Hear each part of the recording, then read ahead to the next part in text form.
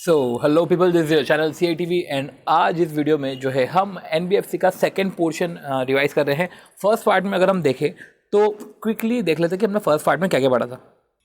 देखा जाए तो हमने फर्स्ट पार्ट में ये देखा था कि जो कैपिटल रिस्क एडिक्वेसी रेशियो थी हमारी वो 15% मिनिमम होनी चाहिए थी, जिसमें अपन ने पढ़ा था कि नहीं यार, कैपिटल एम्प्लॉयड न्यूमरेटर में रहेगा, रिस्क वेटेड एसेट डिनोमिनेटर में रहेगा। कैपिटल एम्प्लॉयड की बात करें तो Tier 1 कैपिटल और Tier 2 कैपिटल था। अब Tier 1 कैपिटल तो नेट ओन्ड फंड ही थे, जहाँ पे हमने कुछ फॉर्मूले में चेंजेस किए थे। रही बात आती है Tier 2 की, तो Tier 2 में हमने जो है प्रेफरेंस शेयर वो अदर देन कन्वर्टिबल ऐसा करते हुए पढ़ा था। आखिरी चीज़ जो थी इसमें वो थी पांचवा पॉइंट जो था हमारा सबऑर्डिनेट डेब्ट। सबऑर्डिनेट डेब्ट में कुछ छोटा मोटा हमको समझने का था कि एक तो सबऑर्डिनेट डेब्ट जो है वो इन टोटलिटी, जब आप सबऑर्डिनेट डेब्ट को सिलेक्ट करते हो तो चेक करना कि जो 1 2 3 4 5 ये टोटलिटी में है वो Tier 1 कैपिटल से ज़्यादा नहीं हो। देखिए चीज़, सबऑर्डिनेट डेब्ट डिस्काउंट पे होते हैं। दूसरा, तो हमारा सबऑर्डिनेट डेब्ट जो है वो डिस्काउंट पे होते हैं। तो अगर आपकी रिमेनिंग मैच्योरिटी 1 साल की है तो 100% डिस्काउंट है। 3 साल है क्या, 2 साल आता है, फिर 3 साल, 4 साल, 5 साल, वैसे 100 से लेके 20 तक आता है। 1 साल पे 100, फिर 80, 60, 40, 20 ऐसे करते हुए 5 साल तक रहता है।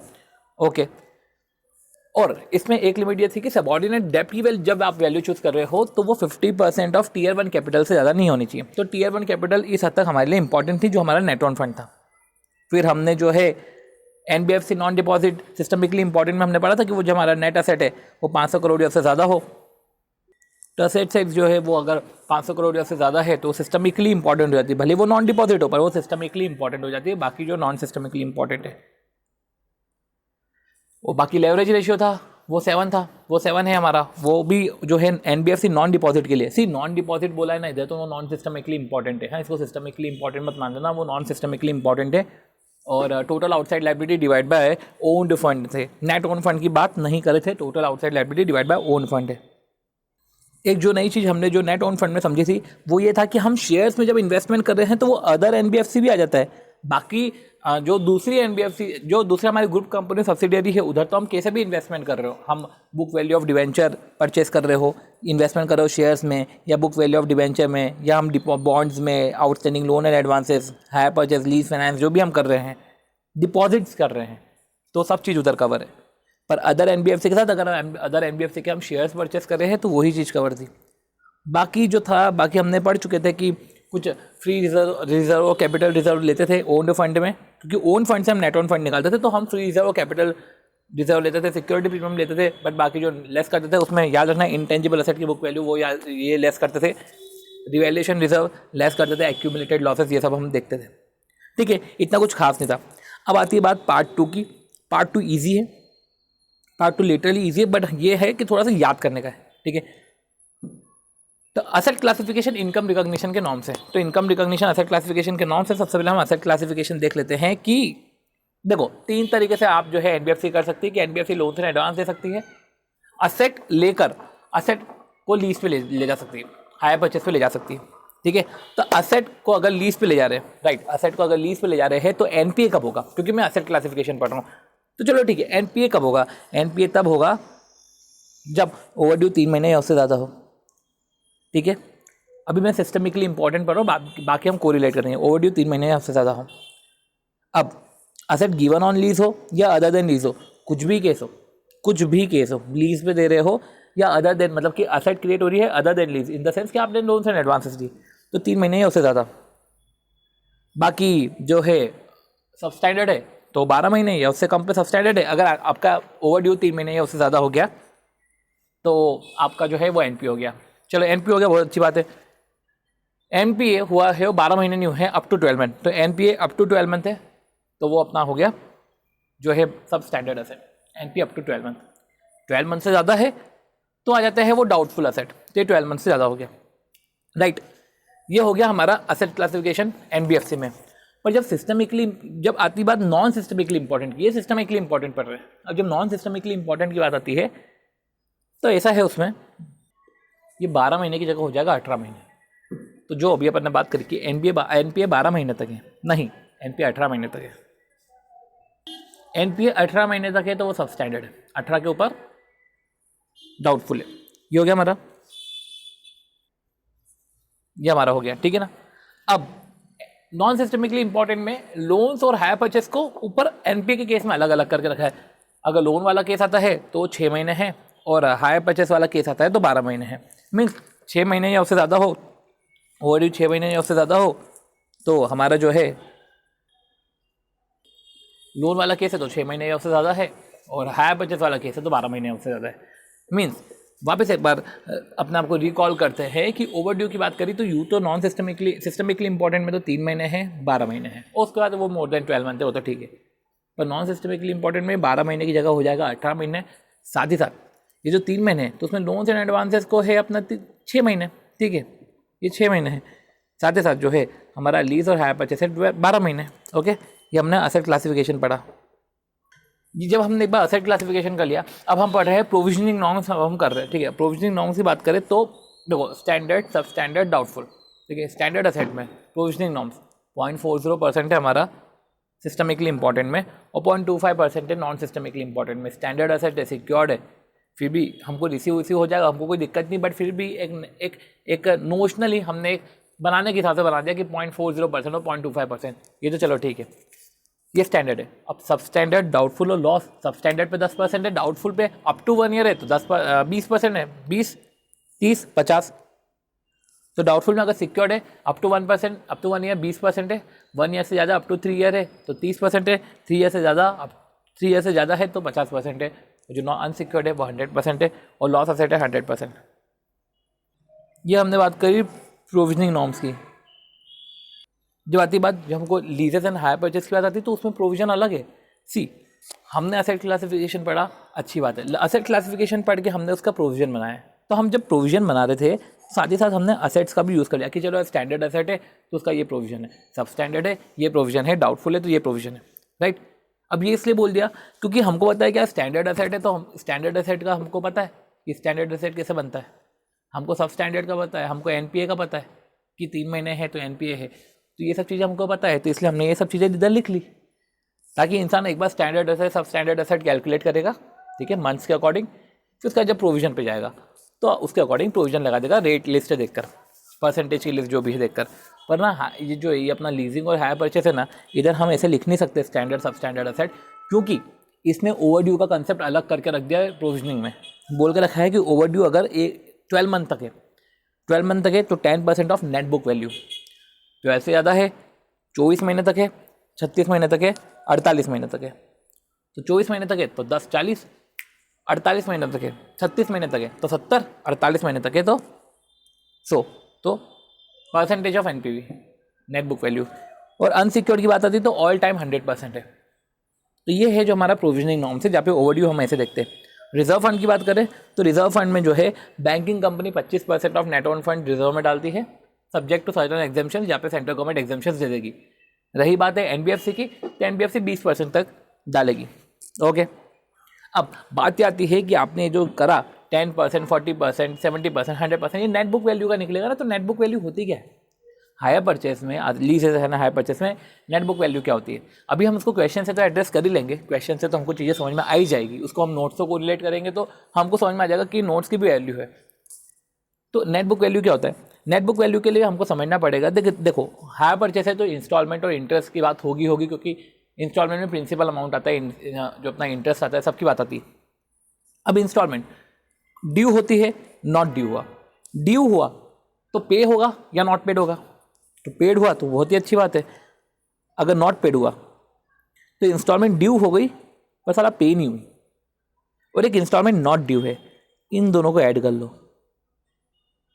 ठीक है। इंटरेस्ट का जब पोर्शन आता है तो ड्यू हुआ, पे हुआ या नहीं हुआ, इसको नहीं देखा जाएगा, सिर्फ नॉट ड्यू, जो ड्यू नहीं हुआ इंटरेस्ट का पोर्शन में हम वो ऐड कर लेंगे, इंटरेस्ट के पोर्शन में हम सिर्फ वो ऐड कर लेंगे जो इंटरेस्ट ड्यू नहीं हुआ। तो 2 + 3 + 4 उसमें से हम माइनस करेंगे प्रोविजन, वो प्रोविजन जो माइनस करेंगे तब आएगा हमारा नेट बुक वैल्यू। अब जो प्रोविजन है, प्रोविजन में क्या होगा, प्रोविजन कैसे निकलेगा, प्रोविजन निकलता है इंस्टॉलमेंट ड्यू, नॉट पेड और नॉट ड्यू, ये मतलब इसमें सिर्फ 2 और 3, इधर 2 और 3 और 4 ऐड नहीं होगा, सिर्फ 2 और 3 है। उसमें से अर्नड फाइनेंस इनकम हमने माइनस किया, उसमें से हमने माइनस किया सिक्योरिटी आफ्टर डेप्रिसिएशन एसएलएम के बाद, फिर जो ये वैल्यू आई, ये जो वैल्यू है ये हमारा है प्रोविज़न, ठीक है। ये प्रोविज़न ए से कैलकुलेट हो गया और इस तरीके से जो हमने क्या कैलकुलेट किया, नेट बुक वैल्यू नेट करके रखा है, मतलब प्रोविज़न भी माइनस होगा। कुछ एडिशनल पॉइंट ये है कि one time adjustment in repayment schedule ये रीस्ट्रक्चरिंग नहीं है। One time adjustment in repayment schedule ये रीस्ट्रक्चरिंग नहीं आएगा। इनकम फ्रॉम डिविडेंड को एक्रूअल बेसिस पे बुक कराया जाएगा जब इनकम जो है डिविडेंड इनकम एजीएम में डिक्लेयर हो गई हो, साथ ही साथ right to receive payment establish हो चुका हो। इनकम फ्रॉम सिक्योरिटीज़ ये एक्रूअल बेसिस पे आएगा, income from securities accrual basis पे आएगा। डिविडेंड भी एक्रूअल बेसिस पे आएगा, बट डिविडेंड में और स्पेसिफिकली बोल के रखा है एक्रूअल बेसिस पे, मतलब वही जब राइट इस्टेब्लिश हो गया हो लेने का। फिर एक कुछ लिक्विड एसेट रिक्वायरमेंट है। लिक्विड एसेट रिक्वायरमेंट में क्या बोल रहा है कि पब्लिक डिपॉजिट का 15% लिक्विड एसेट में जाएगा, जिसमें 10% अप्रूव्ड है और 4% अनइनकम्बर्ड है। मतलब कुछ भी सिक्योरिटीज पर 10% अप्रूव्ड होनी चाहिए, 5% अनइनकम्बर्ड। अब अपन ने बोला 15% जब पब्लिक डिपॉजिट क्या है, last working day of second preceding quarter, उसका पब्लिक डिपॉजिट लेंगे, उसका 15% कैलकुलेट करेंगे, ठीक है। उसमें से आपको 10% जो है 10% आप जो है अप्रूव में डालना, बचे हुए 5% आप अनइनकम्बर्ड डाल सकते हो। तो ये जो 10% है इसको और अपडेट कर दिया है कि जो ये 10% है ये मिनिमम 10% है, ठीक है। तो इस तरीके से जो है हमने एनबीएफसी के सारे प्रोविजंस, सारे जो हमको समझने वाला पोर्शन था, हमने वो सब समझने वाला पोर्शन ओवर किया है। अब हम इसके बेसिस पे क्वेश्चंस करते हैं। सो स्टार्ट करते हैं हम हमारा पहला क्वेश्चन।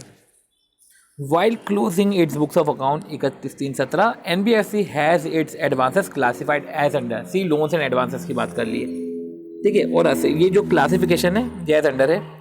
स्टैंडर्ड असेट दे के रखा है, सब स्टैंडर्ड पोर्शन दे के रखा है, सिक्योर्ड पोर्शन ऑफ डाउटफुल डेब्ट, अनसिक्योर्ड पोर्शन ऑफ डाउटफुल डेब्ट और लॉस असेट दे के रखा है। तो ये तो उन्होंने डायरेक्ट क्लासिफिकेशन कर दिया है। Calculate the amount of provision, हमको प्रोविजन कैलकुलेट करना है, हमको प्रोविजन कैलकुलेट करना है।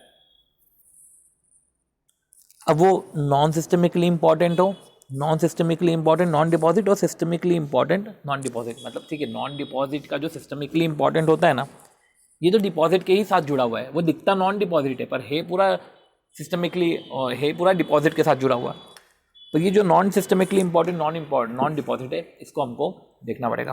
तो इन दोनों की प्रोविजनिंग नॉर्म्स है हमारे पास, जो है हमारे पास बाकायदा जो है क्लासिफिकेशन दे के रखा है।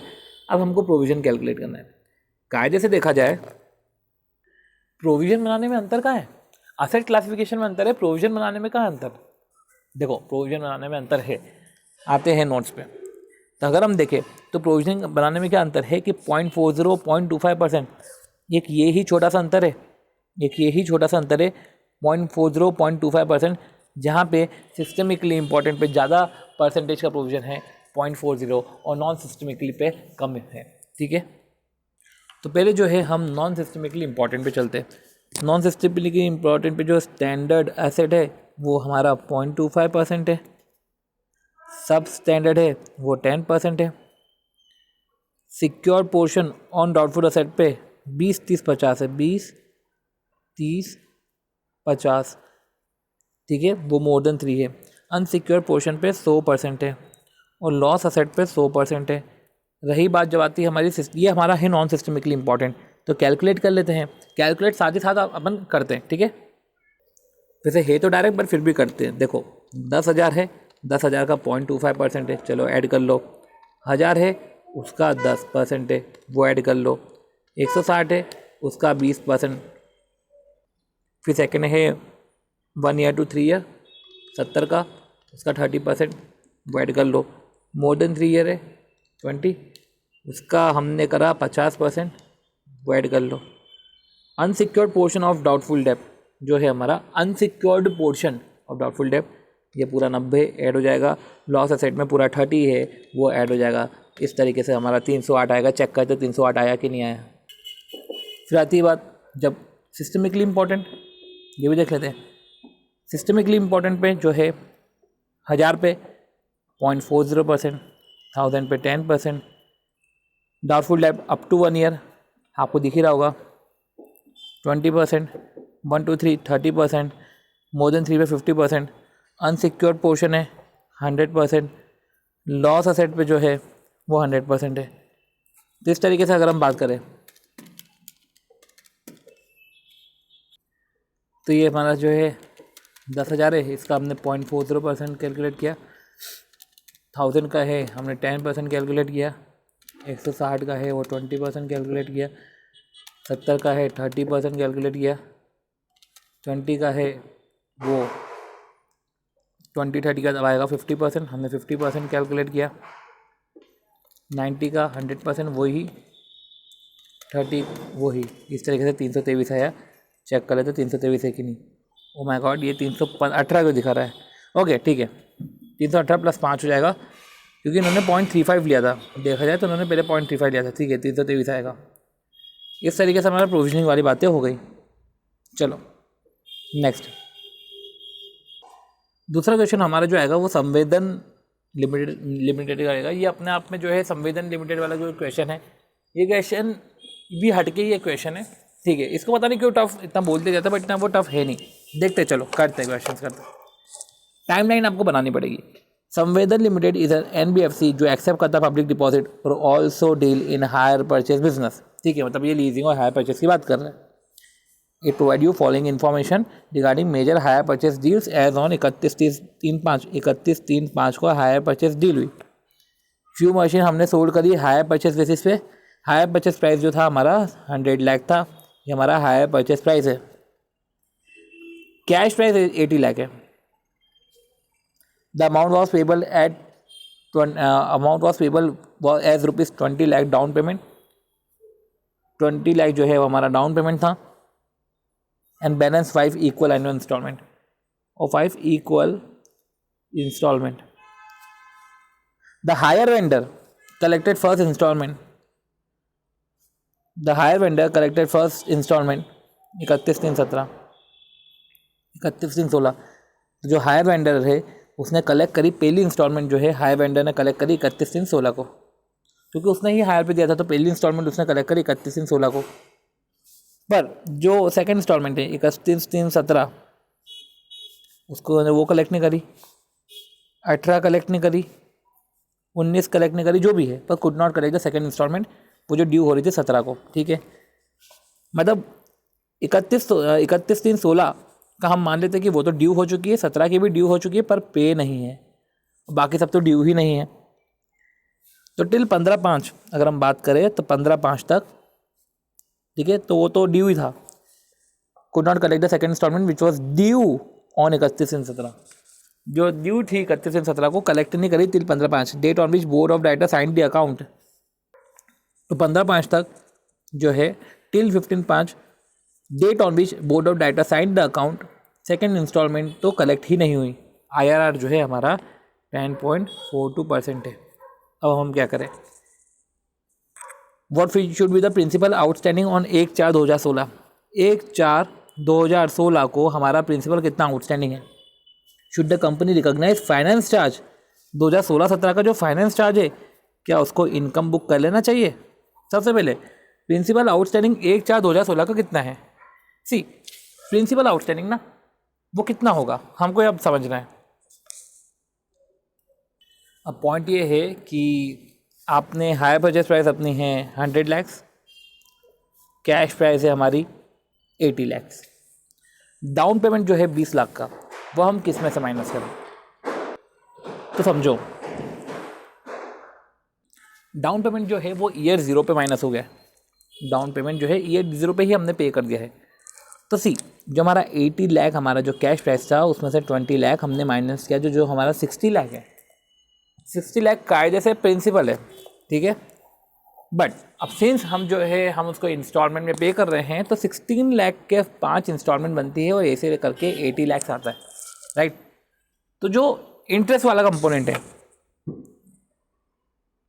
वो आउटस्टैंडिंग प्रिंसिपल पे कैलकुलेट होगा, राइट, वो आउटस्टैंडिंग प्रिंसिपल पे कैलकुलेट होगा। 20 लाख के डाउन पेमेंट का आपको उसी वक्त माइनस करके आपको ये समझना पड़ेगा कि देखो, हायर परचेस प्राइस ना 100 लाख है, बट कैश परचेस प्राइस जो है, कैश परचेस प्राइस वो 80 लाख है। 20 लाख तो अपन अपफ्रंट ही पे कर रहे हैं। मीन्स जो 60 लाख का जो प्राइस था हमारा, 60 का जो है कैश प्राइस है, ठीक है, उसको अगर हम देखें इंस्टॉलमेंट में, तो इंस्टॉलमेंट में हमको 5 इंस्टॉलमेंट देनी पड़ेगी 16 लाख की, ठीक है। तो अब 5 इंस्टॉलमेंट देनी पड़ेगी, ठीक है। सबसे पहले 60 लाख का हम एक साल का निकालेंगे, पहले साल का 10.42% से, तो क्या आएगा 6.252% आया, राइट। ये जो इंटरेस्ट है और ये जो है रीपेमेंट है, ये हमारा इंस्टॉलमेंट है। आपने रिड्यूस करा, आपका प्रिंसिपल पोर्शन आया 60 में से, आपने प्रिंसिपल पोर्शन आ गया हमारा 9.75%, ये हमारा आया है 50.25%, ठीक है। तो क्यों ना हम ये पर्टिकुलर चीज़ को, जहाँ पे हमको एक डाउट क्रिएट हुआ है, इसको हम नोट्स में इनकॉर्पोरेट कर लें। मैं एक बार और आपको डाउन पेमेंट के बारे में बता देता हूँ। ये पर्टिकुलर एक्सट्रैक्ट जो है, ये एक्सट्रैक्ट को लिख लिया गया है। सी एक्सट्रैक्ट ऑफ द क्वेश्चन, जो हायर परचेस प्राइस था 100 लाख था, कैश परचेस प्राइस 80 लाख था, डाउन पेमेंट 20 लाख है, IRR 10.42% है, इंस्टॉलमेंट 16 लाख ऑफ 5 ईयर्स है, calculate principal outstanding after 1 year, ठीक है।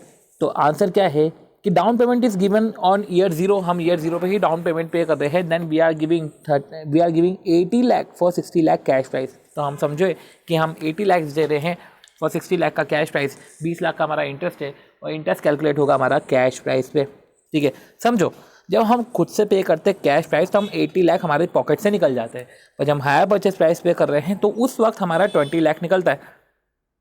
तो जो अगर हम देखें तो अगर हम कैश प्राइस पे करते तो हमको 20 लाख, तो देखो कैश प्राइस में आपको 80 लाख जा रहा है, हायर परचेस प्राइस में आपका 20 लाख जा रहा है।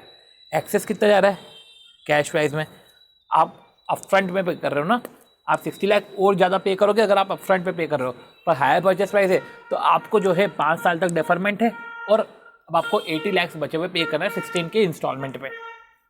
तो अपफ्रंट पे कितना करोगे 60 लाख, हायर परचेस प्राइस पे कर रहे हो तो 80 लाख से इंस्टॉलमेंट के रूप में।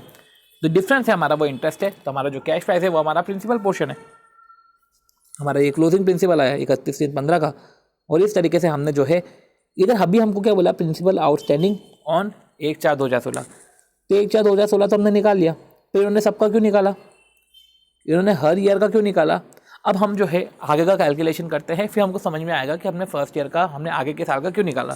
तो अभी हम क्या करते हैं, इसको यहीं पर ही लीव कर देते हैं, ठीक है। अब हम रुकते हैं। दूसरा क्वेश्चन ये आ जाता है कि आप नेट बुक वैल्यू निकालो, calculate the net book value of the asset as on 31/3/17। So far Samvedan Limited is concern as per the NBFC prudential norms. तो हमको कैलकुलेट करना है net book value as on 31/3/17। So far Samvedan Limited is concern as per the NBFC prudential norms, requirement for provision. Okay, तो हमको निकालना है net book value, right, और 31/3/17 के निकालनी है। नेट बुक वैल्यू को हमने क्या करा था, हमने करा था 2 + 3 + 4 लेस प्रोविजन। और प्रोविजन को कैसे निकाला था, 2 + 3 लेस करा था हमने अनअर्नड फाइनेंस इनकम, लेस करा था हमने अनअर्नड फाइनेंस इनकम, ठीक है। साथ ही साथ हमने लेस करा था सिक्योरिटी आफ्टर डेप्रिसिएशन। ओके, चलो, तो 2 + 3 + 4 हमको तो नेट बुक वैल्यू निकालनी, तो 2 + 3 + 4 में से हम डेप्रिसिएशन माइनस, हम प्रोविजन माइनस करेंगे। और प्रोविजन कैसे कैलकुलेट होगा, 2 + 3 less unearned finance income minus security. C, सबसे पहले हम जो है 2 + 3 + 4 तो कैलकुलेट कर ही सकते हैं। 2 + 3 + 4 ये है क्या, 2 + 3 + 4 ये है इंस्टॉलमेंट जो ड्यू हो गई और जो ड्यू नहीं हुई। तो क्यों ना हम ऐसा एक बार चार्ट बना लें।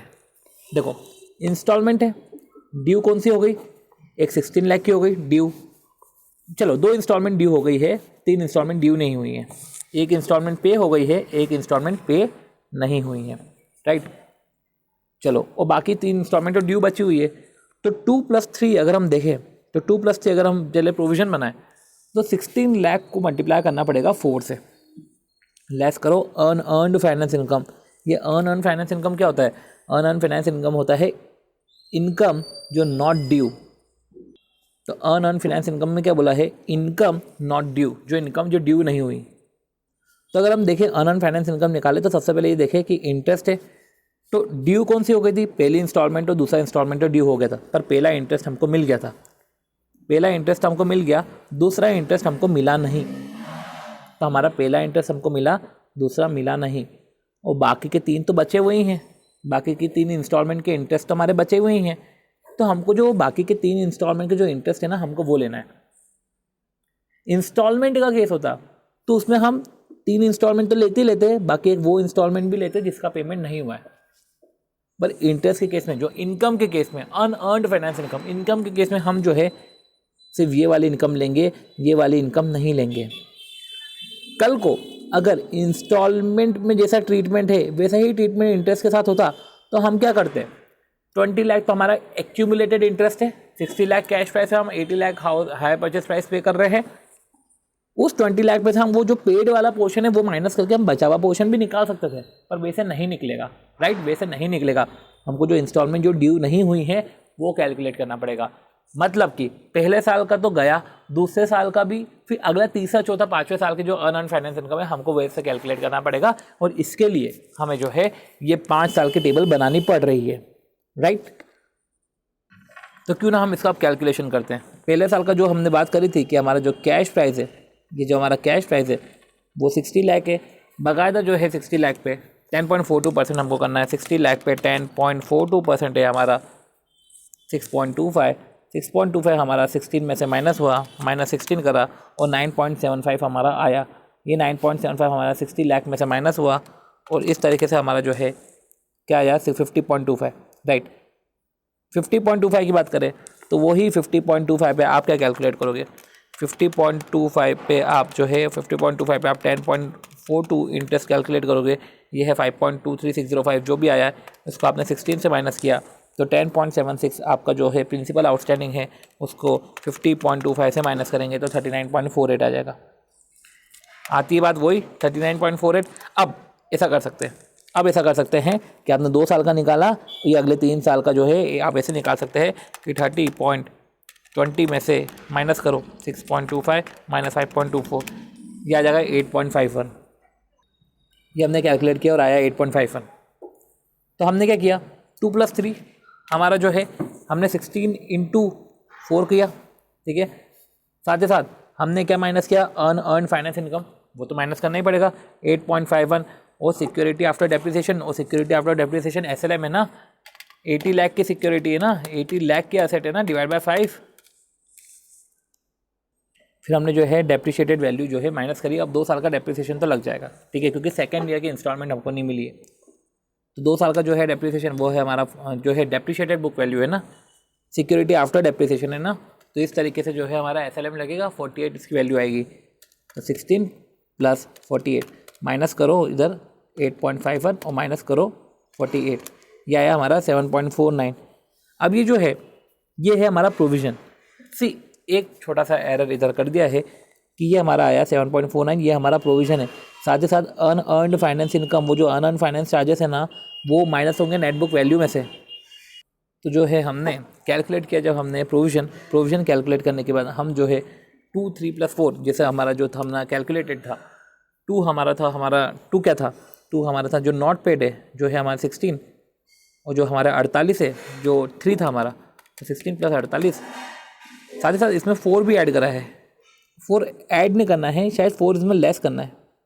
ओके, सो अपन अपने आप को करेक्ट भी कर लिया है, ये 2 + 3 इधर आएगा रादर देन 2 + 3 + 4। तो इस तरीके से हमारा जो है 16 + 48 ये हमारा हो चुका है। अब माइनस क्या होगा, प्रोविज़न, जो हमने प्रोविज़न कैलकुलेट करा था। प्रोविज़न कैलकुलेट करने के लिए हमने जो हमको इसेंशियल था वो हमने प्रोविज़न से कैलकुलेट किया, हमने प्रोविज़न का अमाउंट निकाला। साथ ही साथ जो है अनअर्न्ड फाइनेंस इनकम, वो अनअर्न्ड फाइनेंस इनकम जो हमारा 8.51 है वो 8.51 भी निकाल कर हमने जो है हमने जो कैलकुलेट किया वो नेट बुक वैल्यू कैलकुलेट करी। ओके, बता देता हूँ वापस से कि नेट बुक वैल्यू जो हमारी है वो है 2 + 3, ठीक है। उसमें से हम माइनस करेंगे provision unearned finance income. Provision calculate करना है तो 2 + 3 में से हम माइनस करेंगे अनअर्न्ड फाइनेंस इनकम।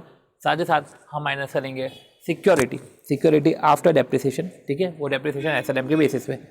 तो इस तरीके से जो है हमने नेट बुक वैल्यू कैलकुलेट करी 31/3/17 की, ठीक है। और प्रोविज़न हमको कितना बनाना था, वो प्रोविज़न अब हमको से पूछे है what should be the amount of provision. अच्छा, हमको नेट बुक वैल्यू निकालनी है तो हम प्रोविज़न तो हमको बनाना ही पड़ेगा, और सिंस हमको प्रोविज़न बनाना पड़ेगा हमने प्रोविज़न बना ही लिया है कैलकुलेट करते समय। तो इस तरीके से हमारा जो है ये क्वेश्चन ओवर होता है। आती है बात क्वेश्चन 3 की। क्वेश्चन 3 हम समझते क्या है, लड्डू लिमिटेड इधर NBFC एक्सट्रैक्ट ये देख रखा है, liability and assets. Okay, you are required to compute net own fund of, तो ये एक्सट्रैक्ट है, बाकायदा लाइबिलिटीज़ देख रखा है, एसेट्स देख रखा है, ठीक है। लाइबिलिटीज़ में पर्टिकुलर पोर्शन देख रखा है, एसेट में पोर्शन देख रखा है। You are required to calculate net own fund. As per the NBFC deposit accepting और होल्डिंग कंपनी प्रूडेंशियल नॉर्म्स जो भी है, नेट ओन फंड कैलकुलेट करना है, ईजी है। ओन्ड फंड तो कैलकुलेट कर ही लेते हैं, ओन फंड कैसे कैलकुलेट होगा? हमने क्या करा था, पेड अप कैपिटल दे के रखा है 100, फ्री रिजर्व ऐड कर लेते हैं। लोन्स ऐड करना है कि नहीं करना है? पेड अप कैपिटल में फ्री रिजर्व में लोन ऐड करना है कि नहीं करना है? Loans and deposit, see paid up capital में सिर्फ कैपिटल्स ऐड करना है, ठीक है, सिर्फ कैपिटल्स ऐड करना है, paid up capital plus free reserve, ठीक है। और 4 चीज़ें, या तो हम ऐसा कर लेते हैं कि पेड अप कैपिटल है वो share capital, preference share capital, convertible वाले प्रेफरेंस शेयर कैपिटल, बाकी तो फिर रिजर्व आ जाता है, शेयर प्रीमियम, ठीक है, शेयर प्रीमियम आ गया हमारा, फ्री रिजर्व आ गया, कैपिटल रिजर्व आ गया। कुछ दे के रखेगा, कुछ नहीं दे के रखेगा, कुछ नहीं दे के रखा, सिर्फ फ्री रिजर्व दे के रखा है। 100 + 500 कर लिया हमने। माइनस क्या करना है? माइनस समझो, माइनस में सबसे पहले तो वो रिवैल्यूएशन रिजर्व है हमारा, रिवैल्यूएशन रिजर्व है, डेफर्ड रेवेन्यू एक्सपेंडिचर है। माइनस करने वाले आइटम्स देखो, ये डेफर्ड एक्सपेंडिचर, ये आया -200, ये तो हमने कैलकुलेट कर लिया, ये तो हमारा नेट, ये तो हमारा ओन्ड फंड आ गया, क्योंकि इसमें revaluation reserve, PNL, losses, intangibles नहीं दे के रखे, बुक वैल्यू के जो भी है ये सब चीज़ें नहीं दे के रखी, राइट। और टेंजिबल्स तो हम माइनस करेंगे नहीं। कैपिटल लॉस कुछ ऐसा दे के नहीं रखा है, क्योंकि वो कैपिटल लॉस भी रिड्यूस हो जाता, ठीक है। तो ये सब इधर दे के नहीं रखा है। तो अपन ने क्या किया है कि ये हमारा ओन फंड आ गया 400। हमको क्या कैलकुलेट करना है? हमको तो नेट ओन फंड कैलकुलेट करना है ना। अब इसका जो है 10% जो है 400 का, ये 10% तो चलेगा इन्वेस्टमेंट, उसके अलावा 40 से ऊपर जो इन्वेस्टमेंट जा रहा है नहीं चलेगा। इन्वेस्टमेंट किधर? अपन ने पढ़ा था शेयर्स, सबसे पहले हमने पढ़ा था शेयर्स, तो एनबीएफसी और अदर एनबीएफसी में भी आता है, पर सिक्योरिटीज़ के साथ साथ, ये तो सिक्योरिटीज़ है, ठीक है, सिक्योरिटीज़ के साथ साथ लोन्स एंड एडवांसेस, लीजिंग और हायर परचेस, अगर आप मेड कर रहे हो सब्सिडियरी और ग्रुप कंपनी को तो वो भी कवर है। तो पहले शेयर्स देख लेते हैं, शेयर्स तो सब्सिडियरी में है, कवर है, ठीक है, वो एक्सक्लूड हो गया, तो वो है हमारा 100। डिवेंचर जो है वो सब्सिडियरी एंड ग्रुप कंपनीज में है, वो भी आ जाएगा, ये आ गया हमारा 200। लीज्ड आउट असेट में कुछ बोल के रखा है या कुछ नहीं बोल के रखा है? हम कैसे मान लें कि सब्सिडियरी और ग्रुप कंपनी को है? नहीं माना जाएगा। तो 200 का इन्वेस्टमेंट अगर आप कर रहे हो, 40 का अलाउड है, 160 माइनस करो, और 400 में से 160 माइनस होगा तो 240 हमारा नेट ओन फंड आएगा। तो यही हमने समझा है investment in shares of NBFC और अदर एनबीएफसी, डिवेंचर और बॉन्ड की book value, loans and advances जो हमारे आउटस्टैंडिंग है, हायर परचेस फाइनेंस और लीज फाइनेंस आ गया। ये तो जो है वो तो subsidiaries and companies in same group में होगा। तो पर्टिकुलर ये जो पोर्शन है ये लीज्ड आउट असेट का, तो ये लिख सकते हैं हम हमारे नोट्स में, एक एक्सट्रैक्ट डाल सकते हैं कि कभी कुछ दे के रखे एसेट और बता के नहीं रखे कि हमने किधर इन्वेस्टमेंट करा है, तो उसको रिड्यूस मत करना। खैर चलो, ये थोड़ा सा जनरल भी है, तो उसको लिखना इतना अप्रोप्रिएट नहीं रहेगा, बट हाँ आप समझ लीजिए कि ये सब चीज़ें हैं कि हम जो है सब्सिडियरीज और ग्रुप कंपनीज पे फोकस करते हुए चीज़ें को देखेंगे। और जब इन्वेस्टमेंट होगा इन शेयर्स तो हम जो है वो हम उसमें फिर अदर एनबीएफसी भी देखेंगे, सिंस क्योंकि उसमें अदर एनबीएफसी भी कवर्ड है। आती है बात क्वेश्चन नंबर 4 की। तो क्वेश्चन नंबर 4 में क्या बोल के रखा है देखते हैं। तो क्वेश्चन नंबर 4 क्या है कि पीपल फाइनेंसर्स जो एनबीएफसी है providing hire purchase solution for acquiring consumer durable. People financer is an NBFC जो प्रोवाइड कर रहा है hire purchase solution for acquiring consumer durable, ठीक है, वो आपको हायर परचेस सॉल्यूशन प्रोवाइड कर रहा है, ठीक है। Following information is extracted from the books. Asset जो फंडेड है, जो फाइनेंसर्स लिमिटेड है ना, जो असेट फंडेड है, उसने LCD, washing machine, refrigerator, AC, ये जो इंटरेस्ट ओवरड्यू है up to 12 month, 24 month, 30 month, 45 month.